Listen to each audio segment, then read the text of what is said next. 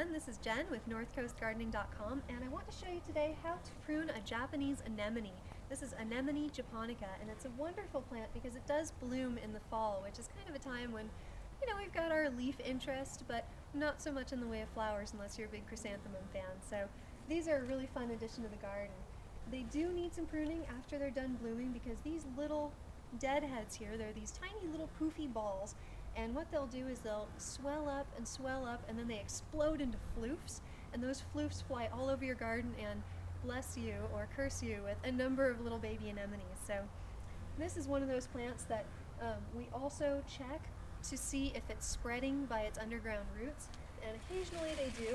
So if you see, like this, a little baby anemone coming up, you can either save it or you can just pull it up, either way, if you want to replant it, or they'll gift you with a lot of these every year, so you don't have to worry about it if you're not ready to plant a new one, but you might want one in future.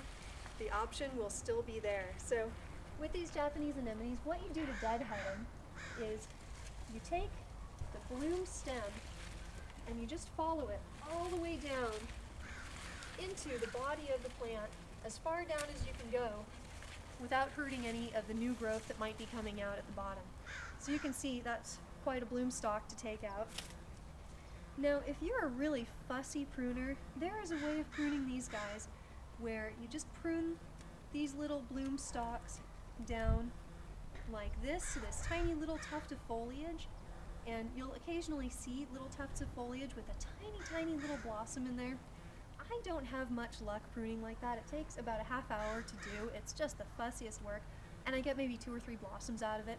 So what I do is I wait until it seems like it's pretty done, and then I just go ahead and I take out all these bloom stalks. I don't go through a lot of effort to try and get just a couple more blossoms, but if you're feeling fussy, really hurting for blossoms, go for it. So what we do too at this time of year, you can take out all of these blossoms, all these blossom stalks right at the bottom, and the other thing we do is all this old foliage you see, it's gotten eaten by snails, slugs, it's starting to, lose its green color and go dormant.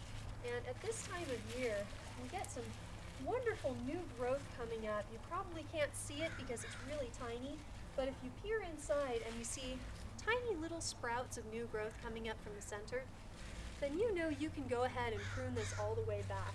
So what I do is I just grab a bundle of foliage like this, and I just prune it back to 2 to 3 inches or so, and all you have to do is look out for that new growth, and you'll see it. It's very distinct when you look inside your plant.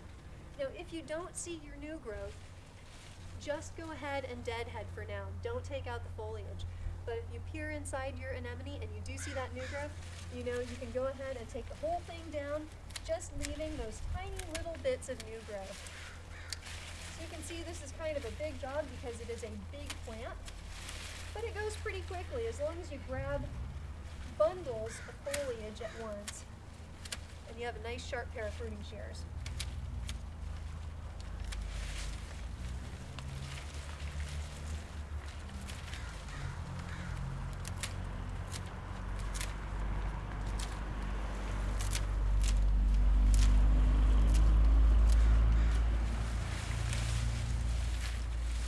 You can see this is looking just like a lot of your perennials do when you're done pruning them.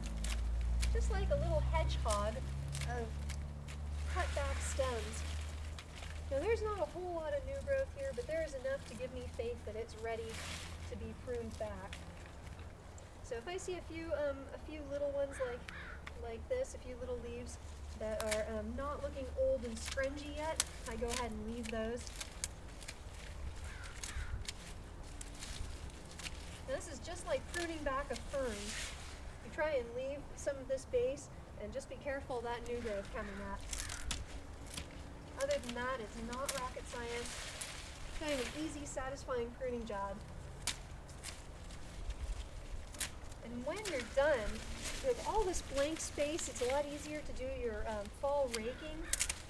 And if you need to apply a fresh layer of mulch, this is really the best time of year to do it.